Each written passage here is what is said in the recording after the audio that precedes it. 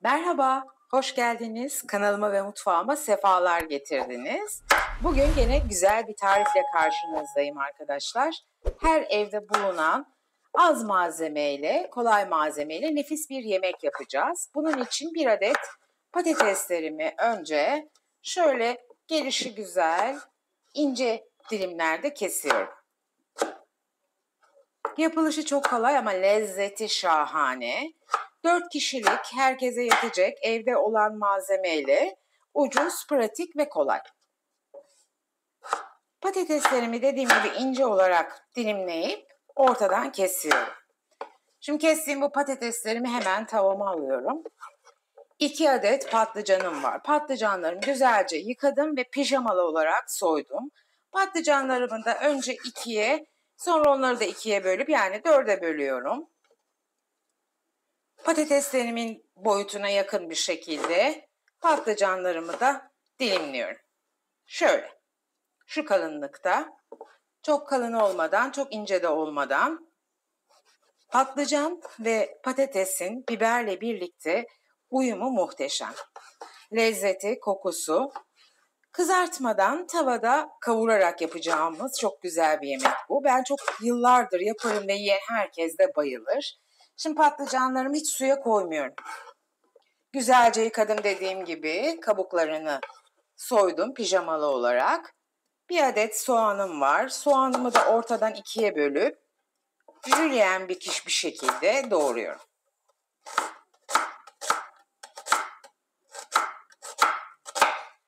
Uzun uzun doğrarsanız bu yemekte daha güzel kendini gösteriyor ve erimiyor. Çünkü yemeğin içerisinde kaybolsun istemiyorum soğanlarımın. Bir adet de güzel, iri, etli bir kapya biberim var. İçlerini ayıkladım ve yıkadım. Kapya biberlerimi de yine aynı boyutlarda, hepsini hemen hemen boyutlarını mümkün olduğu kadar birbirine yakın yapmaya çalışıyoruz. Ki hiçbiri yemeğin içerisinde kaybolmasın, kendini göstersin, lezzetini de versin. 3 diş sarımsağım var. Sarımsaklarını da üzerine birazcık vurarak iri bir şekilde doğruyorum. Kabuklarını soyduğum etli güzel şişe domateslerim var.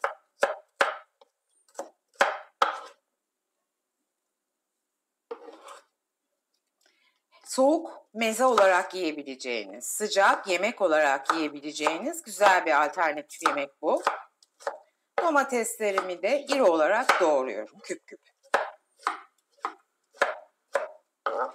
Doğrama işlemi bittiğine göre şimdi ocağımızın başına geçebiliriz.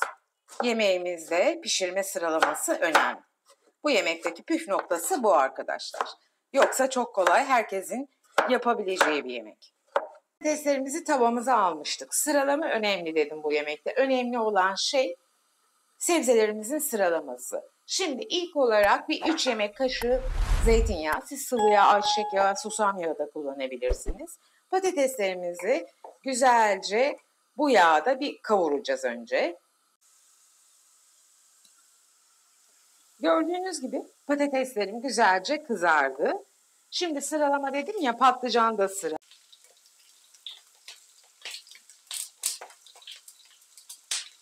Önce zor pişenleri koyuyoruz. Şimdi patlıcanlarımızı güzelce kavuruyoruz. Patlıcanlarımız da bir 5 dakika patateslerle birlikte kavruldu. Buradaki önemli noktalardan bir tanesi, hiç kapak kapatmıyoruz arkadaşlar ki yemek gibi sebzenin suyunun ve yağının buharlaşıp tekrar yumuşatıp sulandırmasına izin vermiyoruz sebzelerimize. Şimdi soğanımızı ve biberimizi ilave edebiliriz sarımsaklarımızla birlikte. Çok güzel koktu burası bu arada. Hepsini birlikte yine bir 3-5 dakika kadar en az kavuracağız. Duruma bakacağız. Şimdiden harika koktu ve nefis görünüyor. Bu yemeğin lezzetsiz olmak gibi bir şansı var mı arkadaşlar? Muhteşem görünüyor. Dediğim gibi soğuk yiyin meze, sıcak yiyin harika bir yemek. Hiç tencere kapağı kapatmadan sadece 3-4 yemek kaşığı kadar zeytinyağı kullandım ben sıvı yağıyla. Sürekli karıştırarak, kavurarak nefis bir yemek hazırlıyoruz. Bir 2-3 dakika güzelce birlikte kavruldu. Bakın şimdiden soğanlar eridi bile, yumuşadı. Ama kendini kaybetmiyor bu şekilde doğradığımız için. Sanki etsiz bir fajita gibi oldu. Kokusu da görüntüsü de fajita kokusu çıkarttı. Sebzelerim bir 5 dakika daha kavruldu.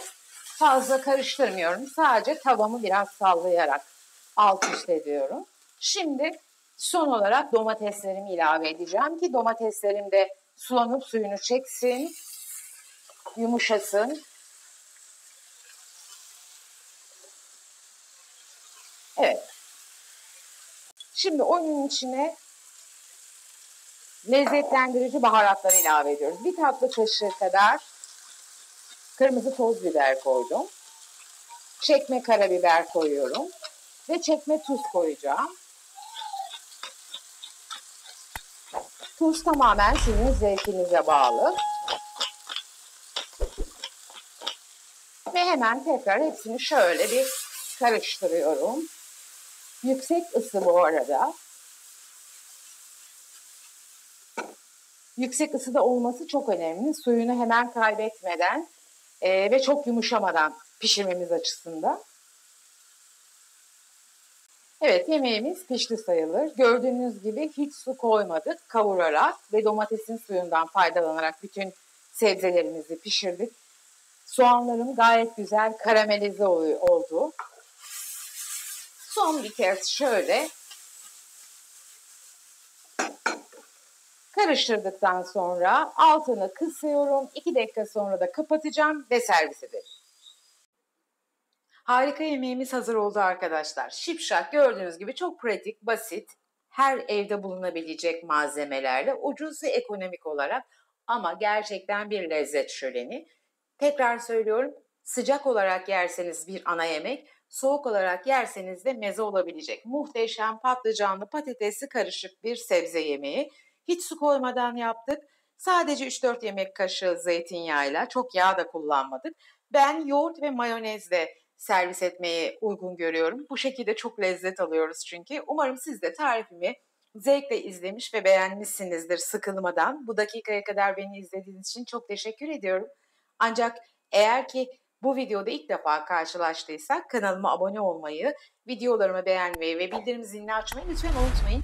Bildirim zili çok önemli. Her paylaştığımız yeni video, günde milyonlarca video paylaşılan YouTube'da hiçbir şekilde kaybolmadan size bildirilir. İlk size hemen bildirilir. Bu da çok önemli bir avantaj ama aynı zamanda bana da destek olmuş olursunuz. Eğer ki tariflerimi beğeniyor ve bu tariflerin devamını arzu ediyorsanız bana desteklerinizi esirgemeyin lütfen. Sosyal medyalarınızdan sevdiklerinize bu videoları da paylaşırsanız eğer gerçekten size minnettar kalırım. Bir sonraki güzel tarifte buluşmak üzere. Kendinize iyi bakın, sevgiyle kalın. Hepinizi seviyorum. Hoşça kalın. Ağzınız hep tatlı kalsın inşallah.